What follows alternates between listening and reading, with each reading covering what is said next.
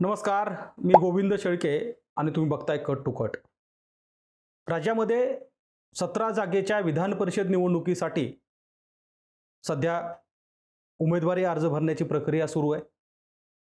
अगदी उमेदवारी अर्ज भरण्याचा शेवटचा घंटा येईपर्यंत, तास येईपर्यंत आणखी राजकीय पक्षाकडून कोणत्या नेत्याला किंबहुना कोणत्या पक्षाला किती जागा मिळणार आहेत हे सुद्धा ठरलेलं नाही आहे. मी बोलतोय सत्ताधारी पक्ष असलेल्या भारतीय जनता पार्टी, शिवसेना आणि अजित पवारांच्या राष्ट्रवादी काँग्रेसबद्दल. अद्याप या तिन्ही पक्षाच्या उमेदवारीचा तिढा सुटला नसला तरी आता अगदी काही तास उरलेत आणि या तासामध्येच त्यांना उमेदवारी अर्ज भरावे लागतील.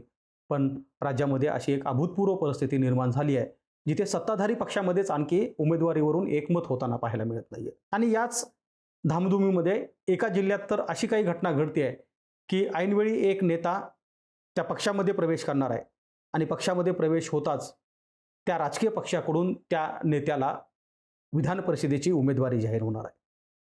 अर्थात तो मतदारसंघ आहे अहिल्यानगर आणि तो पक्ष आहे भारतीय जनता पार्टी आणि त्या नेत्याचं नाव आहे प्राजक्त तनपुरे.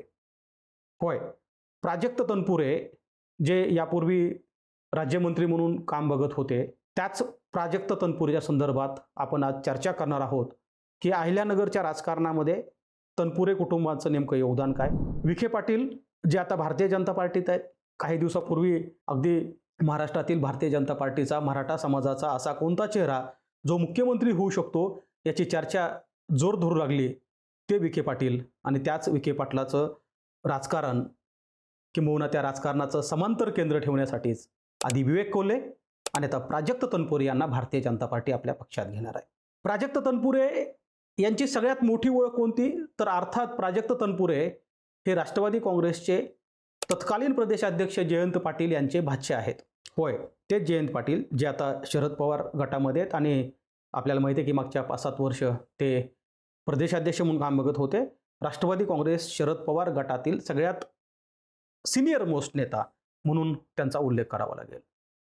पण आता यापुढे मामा हे शरद पवारांच्या पक्षात असणार आहेत, भाचे मात्र भारतीय जनता पार्टीमध्ये जातील. खरं तर भाचा भारतीय जनता पार्टीमध्ये येण्या अगोदरच मामाच्या भारतीय जनता पार्टीतल्या प्रवेशाच्या इतक्या वाढ्या उठल्यात की मागच्या 2-3 वर्षामध्ये असा कुठलाच महिना जात नाही की ज्या महिन्यामध्ये जयंत पाटील राष्ट्रवादीत नाराज आहेत.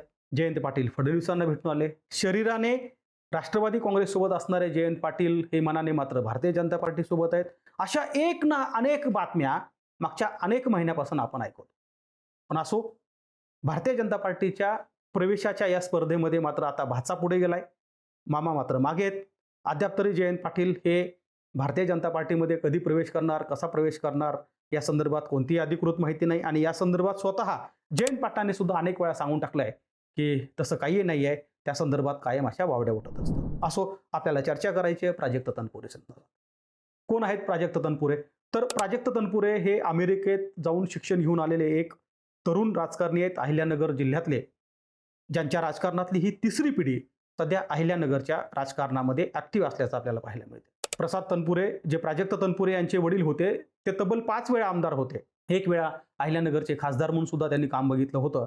एवढंच नाही तर प्राजक्त तनपुरेंचे आजोबा सुद्धा 2 वेळा आमदार राहिलेले आहेत. आता मात्र तिसऱ्या पिढीमध्ये प्राजक्त तनपुरे हे एकमेव असे वारसदार तनपुरे कुटुंबाचे आहेत की जे मात्र अगदी पहिल्यांदाच आमदार झाले आणि त्या आमदारकीच्या काही काळ ते राज्यमंत्री म्हणून काम बघत होते. अर्थात तो काळ 2019च्या निवडणुकीचा आहे, ज्यावेळी 2019मध्ये प्राजक्त तनपुरे यांनी भारतीय जनता पार्टीचे उमेदवार शिवाजीराव कर्डिले यांचा पराभव केला आणि तिथून ते राष्ट्रवादी काँग्रेस शरद पवार गटाचे आमदार म्हणून काम बघत होते.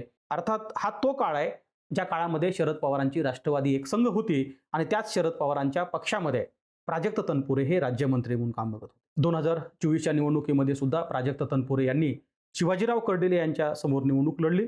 मात्र शिवाजीराव कर्डिले यांनी प्राजक्त तनपुरे यांचा जवळपास 35,000 मतांनी पराभव केला आणि भारतीय जनता पार्टीचे आमदार म्हणून शिवाजीराव कर्डिले तिथे काम बघत होते. शिवाजीराव कर्डिलेंचं राजकारण यासाठी या निमित्ताने समजून घेणं गरजेचं आहे कारण प्राजक्त तनपुरे आणि शिवाजीराव कर्डिले हे एकाच मतदारसंघातले एकमेकाचे कट्टर विरोधक म्हणून ओळखले जायचे. मात्र शिवाजीराव कर्डिले यांचं अकाली निधन झाल्यानंतर प्राजक्त तनपुरे यांनी कर्डिलेंचे चिरंजीव अक्षय कर्डिले यांच्या निवडणुकीमध्ये मात्र शांत राहून मदत केली आणि इथूनच कायास लावले जात होते की हेच प्राजक्त तानपुरे नुसता भारतीय जनता पार्टीला मदत करत नाहीयेत, तर ते पुढच्या काही दिवसामध्ये भारतीय जनता पार्टीच्या व्यासपीठावर पाहायला मिळतील. खरं तर हे सांगत असताना आणखी एक घटना मुद्दामून त्याची नोंद घेतली पाहिजे. ती अशी आहे की ज्यावेळी शिवाजीराव कर्डिले यांचं अकाली निधन झालं, त्यानंतर राहुरी विधानसभा मतदारसंघामध्ये प्राजक्त तनपुरे यांनी जन आशीर्वाद नावाची एक यात्रा काढली होती आणि या यात्रेमध्ये जो काही लुक होता प्राजक्त तनपुरे यांचा, तो हे सांगत होता की आता भारतीय जनता पार्टीतला प्रवेश काही फार दूर नाही आहे. त्याचं कारण असं आहे की यावेळी प्राजक्त तनपुरे यांच्या डोक्यावरती भगवी टोपी पाहायला मिळायची, तर गळ्याभोवती भगवी शाल परिधान करून ती यात्रा राहुरी विधानसभा मतदारसंघामध्ये प्राजक्त तनपुरे यांनी पूर्ण केली होती.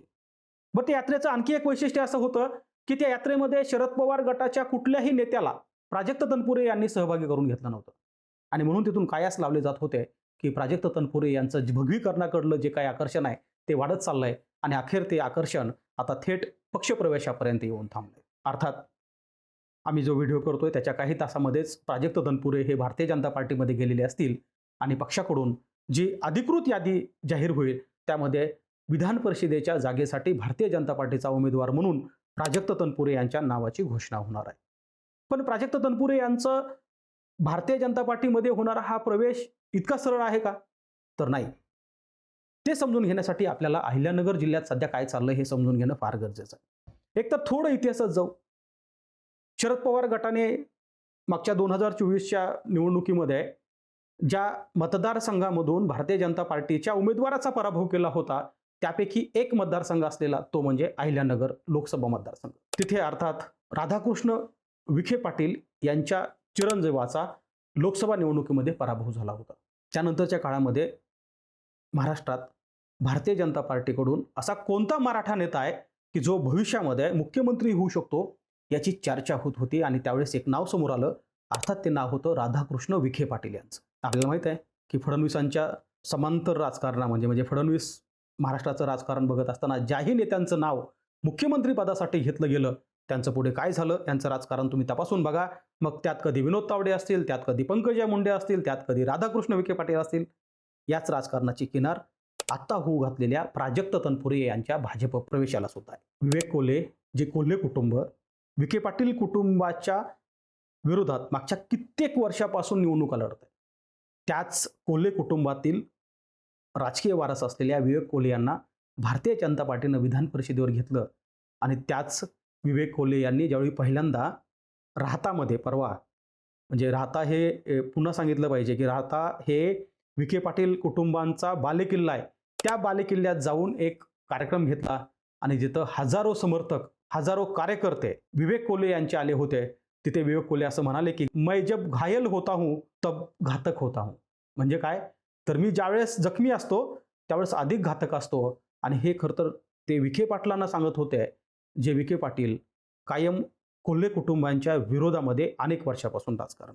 बरं, विवेक कोल्हे एवढ्यावरच थांबले नाहीत तर ते असंही म्हणाले की कार्यकर्त्यांना तुम्ही घाबरू नका, आपल्याला कामासाठी माझी थेट हॉटलाईन आहे, ती हॉटलाईन मुंबई आणि दिल्लीशी आणि दिल्लीतल्या लोकांशी फार चांगली आहे. म्हणजे काय तर 6 महिन्यापूर्वी ज्यावेळी अमित शहा स्वतः विवेक कोल्हे यांच्या कार्यक्रमाला आले होते आणि तिथनंतर आपण तो विवेक कोल्हेचा प्रवास बघितला की कधी फडणवीस असतील, कधी अमित शहा असतील, नरेंद्र मोदी असतील यांच्यासोबत त्यांचे फोटो ज्यावेळेस समोर यायला लागले याचा अर्थ स्पष्ट आहे की मुख्यमंत्री पदाचे स्वप्न पाहणाऱ्या विखे पाटलांसाठी विखे पाटलांचं समांतर सत्ता केंद्र तयार करण्यासाठीच फडणवीसांनी विवेक कोल्हे यांना विधान परिषदेची आमदारकी दिली. 2 राजकीय विरोधकांना एकाच पक्षात आणून भारतीय जनता पार्टी हे दाखवून द्यायचा प्रयत्न करते आहे की इथे कुणीही मोठा नाही. आणि म्हणून आज जो काही प्राजक्त तनपुरे यांचा भारतीय जनता पार्टीमध्ये प्रवेश होणार आहे तो यासाठी महत्त्वाचा आहे की राहुरी विधानसभा मतदारसंघ मागच्या अनेक वर्षापासून अनेक पंचवार्षिक निवडणुकामध्ये कायम भारतीय जनता पार्टीसोबत राहिला. त्याच मतदारसंघामधले नंबर 1 आणि नंबर 2 किंबहुना एकमेकाचे कट्टर विरोधक एकाच व्यासपीठावर आणण्यात भारतीय जनता पार्टी यशस्वी झाली. अर्थात तिथे कोणीतरी दुसरा विरोधक तयार होईल. मात्र एक गोष्ट इथे मुद्दा म्हणून सांगितली पाहिजे की प्राजक्त तनपुरे हे मागच्या 3 पिढ्यापासून राजकारण करतायत. प्राजक्त तनपुरे हे जरी आता आमदार नसले तरी प्राजक्त तनपुरे यांच्या आई आजही राहुरी नगरपालिकेच्या नगराध्यक्ष आहेत. लोकातून निवडून आलेल्या त्या नगराध्यक्ष आहेत. एवढंच नाही तर शरद पवार गटात असताना सुद्धा पक्षाचं चिन्ह, पक्षाच्या कुठल्याही राजकीय नेत्याच्या फोटोविना तनपुरे कुटुंबाने त्या ठिकाणी नगराध्यक्षपद मिळवलंय. एवढंच नाही तर एक सहकारी बाबूराव सहकारी साखर कारखाना जो तनपुरे कुटुंबियांच्या मालकीचा आहे, किंबहुना त्यावर त्यांचं वर्चस्व आहे आणि मागच्या 3 पिढ्या तनपुरे कुटुंब राहुरी परिसरामध्ये काम करत आहे. त्यामुळे भारतीय जनता पार्टीने 17 जागेसाठी होणार असलेल्या या विधान परिषद निवडणुकीमध्ये पहिला उमेदवार आपल्या गळाला लावला आहे. आता तो उमेदवार भारतीय जनता पार्टीकडून ज्यावेळेस निवडणूक लढवेल त्यावेळेस इथून त्यांना आमदार होणं काही अवघड नाही. जसं की मी यापूर्वी सुद्धा आम्ही अनेक व्हिडिओच्या माध्यमातून सांगण्याचा प्रयत्न करतोय की 17 जागेसाठी होणाऱ्या विधान परिषदेच्या या स्थानिक स्वराज्य संस्थेच्या निवडणुकीमध्ये एक सुद्धा जागा विरोधकाला जाणं शक्य नाही. कारण स्थानिक स्वराज्य संस्थेवरती मागच्या 6 महिन्यापासून झालेल्या निवडणुकामध्ये भारतीय जनता पार्टीनं असं काही यश मिळवलंय, त्याखालोखाल एकनाथ शिंदेची शिवसेना असेल, त्याखालोखाल अजित पवारांची राष्ट्रवादी काँग्रेस असेल, त्यांच्या मताचा टक्का हा विरोधी टक्क्यापेक्षा जास्त आहे. त्यामुळं प्राजक्त तनपुरेसह इतर जे 16 आमदार होणार आहेत ते अर्थात महायुतीचे आहेत. त्यामुळं आज ज्यावेळी त्यांचा प्रवेश होईल आणि प्रवेशानंतर त्यांच्या उमेदवारीची घोषणा होईल, त्यानंतर मात्र अहिल्यानगरमध्ये भारतीय जनता पार्टीच्या वेगळ्या राजकारणाची सुरुवात असेल. कदाचित सुजय विखे, राधाकृष्ण विखे पाटील हे जरी भारतीय जनता पार्टीचे अहिल्यानगरचे नेते होऊ पाहत असले तरी त्यांच्यासाठी हे मोठं स्पीड ब्रेकर आहे. आधी विवेक कोल्हे आणि आता प्राजक्त तनपुरे यांच्या रूपाने भारतीय जनता पार्टीने किंबहुना देवेंद्र फडणवीस यांनी विखे पाटलांचं समांतर राजकारण टिकवण्यासाठी तयार केलेली एक खेळी आहे. अर्थात यात पुढे काय होतं, या खेळीत कोण पुढे जातं हे बघण्यासाठी आपल्याला काही काळ थांबावं लागेल. एक मात्र खरं की मामा राष्ट्रवादी काँग्रेसमध्ये नंबर 1च्या पदावर असताना भाचा मात्र आता भारतीय जनता पार्टीमध्ये विसावलाय. अर्थात आधी भाचे आणि नंतर मामा असा प्रवास होणार आहे का, हे सुद्धा पाहण्यासाठी आपल्याला पुढचा काही काळ वाट बघावी लागेल. धन्यवाद.